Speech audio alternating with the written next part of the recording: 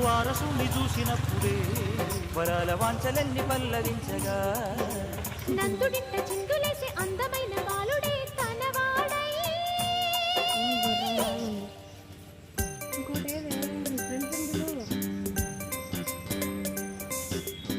ఇంకా కనిపిస్తుంది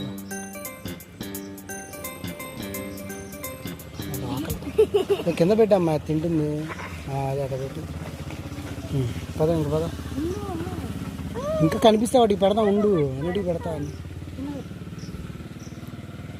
లోపలికి పెట్టు.